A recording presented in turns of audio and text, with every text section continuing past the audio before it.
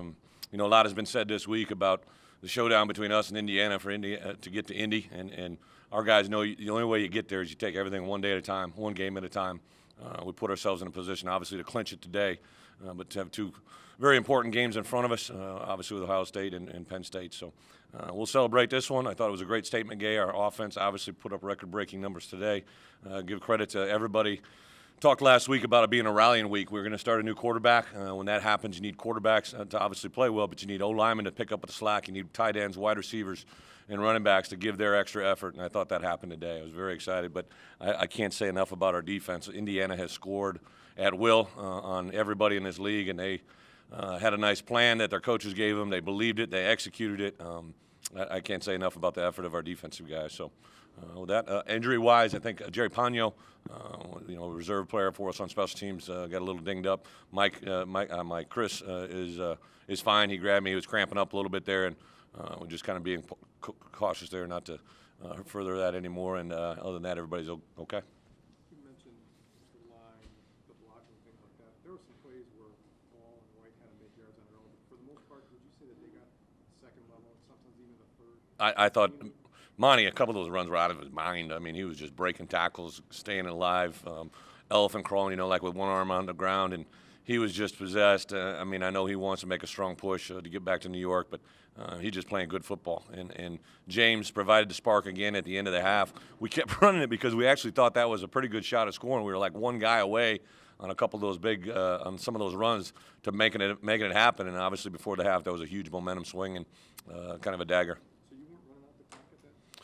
No, we thought if we got past the 40, we would try to. I almost called timeout there in the one, and Matt said, "Coach, don't let him sub." We didn't want to give him an opportunity to get back in rhythm or sub their defense personnel. So those bounce plays were almost hitting, and obviously it did. It seems like your shift in motions really gave them trouble. What was it about that? I think Matt does a great job, and our coaches of making plays look like others. Earlier in the week, I heard their coaches talk about how we got a lot of window dressing with our offense, so we wanted to give them plenty of it. Then it created some gap advantages for us. And again, I can't say enough about the plan. Brett, I know every team is different, but did this kind of feel like the last couple of years the way you guys just dominated offensively? I can get that, Adam. I like my squad. It's the 2012 squad. A lot has been talked about this week of the two teams and showing down and all this and that. I mean, this is the group that I've coached for 7 years, and I know this record may not be as high as it has been in years past, our ranking and all that jazz, but we're a really good football team that gets better each week, and have gone through. This is our it was our third string quarterback. I rattled off probably 20 schools last night to our guys in the team meeting that have been right there in the BCS talks the last couple of years, and they've got worse records than us. I give a lot of credit to our guys' perseverance because a lot of times people would let go of the rope in this situation or back away from the things that are in front of them. Our guys have just charged ahead full speed. How would you didn't ask Kurt to do a lot in the past, but how would you gauge how he played? There were a couple big plays that throw the rock in the flat, and then I think your first series you had an 8 or 9 yard run on third down. Yep. Yeah, I thought, first the plan was to not put a lot on Kurt, Jeff. I think you're exactly right, and obviously it worked very, very well. Kurt's very good at certain throws, and we just got in a situation in the second half where I said we don't need to really throw it, just keep running it, keep pounding it. The fourth down call I thought was huge. I told the offense you got 2 downs when they were calling the play on third down. I said you got 2 here as long as we don't lose yards, and we didn't. We went ahead for 1, and then it was a big hit, especially because I think there was a guy right in his face. So I thought Kurt really did a nice job all day with the clock, managing the situation and everything involved. He didn't celebrate much after his first touchdown pass. Was he kind of businesslike? He was. I kind of came over to him because I knew that was his first and it was Arnie's first. So we got 2 guys their first there, and that pass has been in the last couple of weeks, and it was one that we connected on. I thought it was going to be open. Obviously, it was wide open, and he just that's how Kurt is. He doesn't get involved in the moment. He's a real dry guy. A very just matter of fact, handle the business and move forward. His running was a part of what you did offensively. Can you rely on his running, or do you have any fears of that given his history? No, I think Kurt knows that that's the way he wants to play. He's very confident about his leg, and we don't really talk about it. We just kind of move forward. He's the first one. I thought another critical one was we ran a little naked bootleg to the right early on there, and he just took off running and got the first down by I think 10 or 12 yards, and you know, he just has no fear when the play isn't there. That's the advantage of that play, is to take off and run, and that's what he did. You mentioned your defense overall, but your pass defense and your secondary, what does it say about your secondary? You know, I talked about those guys before the season. I thought Devin and Crow have quietly played very, very well. I told Devin this morning at breakfast, I said he's going to give you one. They're going to give you one today. So I was heating him up a little bit. He couldn't get it in the end zone there. But I thought, they're well coached. I thought Ben Strickland and Chris Ash really do a nice job with those guys, keeping the ball in front of us. You know, defensively, we don't do a lot. We just play what we play, and we play very, very well. What are you seeing in your offensive line that you didn't see early in the year? Where you're at now? Two things. I think they're really doing a better job of knocking people off the line of scrimmage. We always like to play football in other people's yards. We don't like to play in our own. So we always talk about that. And then just the communication. There's a lot of things at the line of scrimmage before a snap and during a snap that are communicated between O-linemen, which comes from the teaching room and the environment, but also from the practice. And, you know, when I made that change, you know, those guys had been repped through spring and fall camp and everything, doing a certain way. And then when Bart took over, he kind of cleaned it up and has really done a nice job. Each week they've gotten better. Matt Cannon is a former coordinator here at Indiana. I heard that. How he's, Yeah. just how he's fit in with you. I couldn't be more happy for Matt. I think he had over 70 people in the crowd today that he was here to support him. This means a lot coming back to your alma mater. I did it obviously as a coordinator and as a head coach. So I think that, you know, Matt to come here and play well offensively, I was pretty sure. I didn't say much all week to the offense. I told him before the game today, I said, this head coach is going to stay quiet today and let you coach. And obviously he did a tremendous job. I think what's really apparent to me with Matt is he does a really good job of kind of doing the same things out of different looks, and then on the flip side of it, giving you the same look and running a different play, if you follow where I'm coming. So I can't say enough about the plan. Bret, Ohio State obviously is ineligible to play in the title game. Is it kind of a statement game of them being ahead of you? Yeah, obviously, you know, Ohio State's undefeated. They can win the Leaders Division just like anybody else. So I've said it all along. A lot of people made a big whoop to do about Ohio State and Penn State not being eligible this year, but they could win the title. And obviously, you know, they're the next opponent on our schedule, and it's a very big game for us. Brett, you talked about the importance of those two games. Can you throw the ball 7 times and win those games? We'll do what we have to do to win, Tom. That's what we'll do.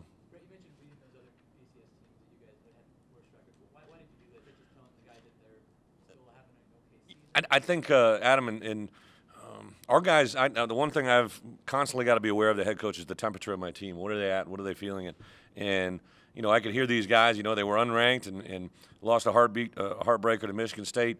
But what I was trying to stress is the character of this room would show today, because a lot of people may not think you're playing for much after our guys have lost 3 games already. They're just not used to it. So I rattled off a bunch of BCS teams that are in the thick of it that are 6-3 or less than us, and I wanted to remind them that teams either quit or they just battle forward, and obviously they answered the bell today. It's probably going to get lost in the big picture, but your kickoff coverage unit today did a pretty good job. Yeah. Pretty good unit. Yeah, that was the best. They're the best, I think, Jeff, in the Big Ten. Andy was talking about it.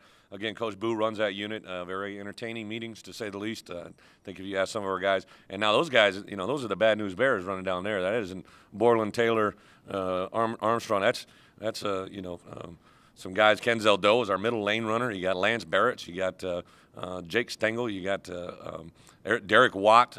It's just kind of the Bad News Bears, and they had a lot of pride. And again, French delivered some great kicks today as well as Jack.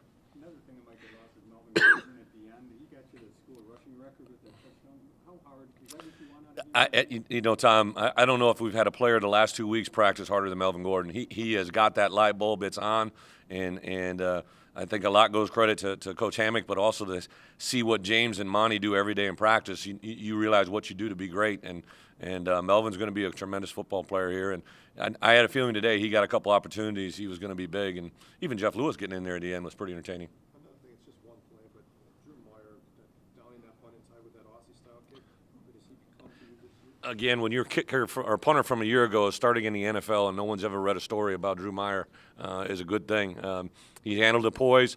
I grabbed him. You know, they called timeout when we were at a 3rd and 2, and I really, at that point, the game was about field position, you know, in the first half.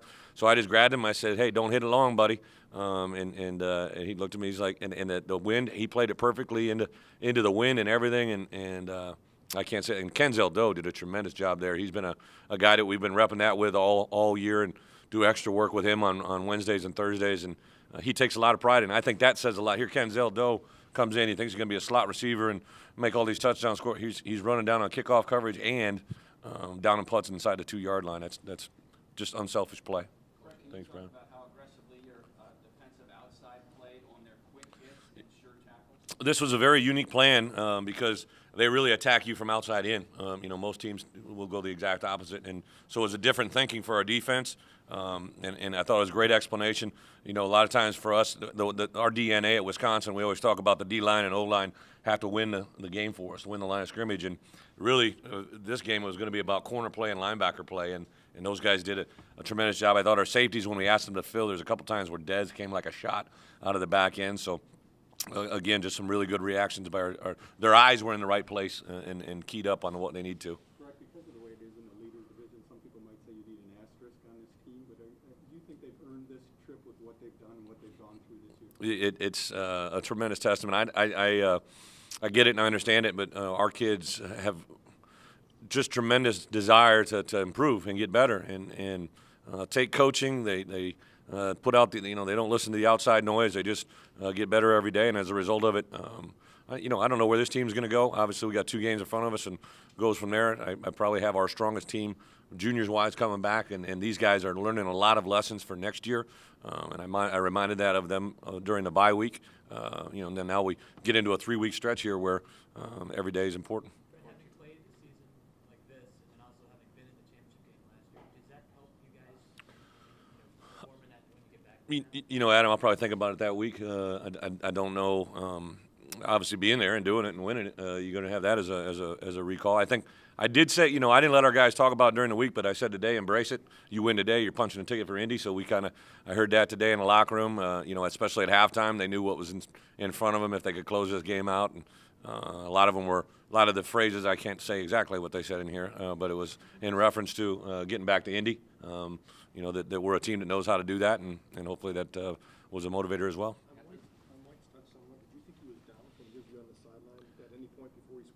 No, I really couldn't see him. I was on the back. I was talking about a potential, clock situation, calling timeout, whatever. And then I heard Thomas say score in a very loud voice. And I looked out and I saw Kurt Phillips. I couldn't figure out what was going on. And then he obviously was running interference, and tremendous effort by him.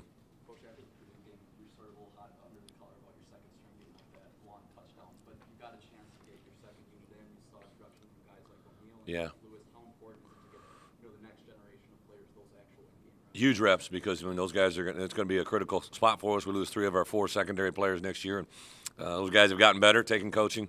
I made reference a lot of times on Sundays we practice with those guys live scrimmage. I said it looks like Sunday afternoon out here in the fourth quarter, because it was our developmental guys on both sides, offense and defense. But they just kept executing the plan and bodes well for the future. I gave Connor a little bit of heat for not getting in the end zone on that one, but I think he was pretty gassed.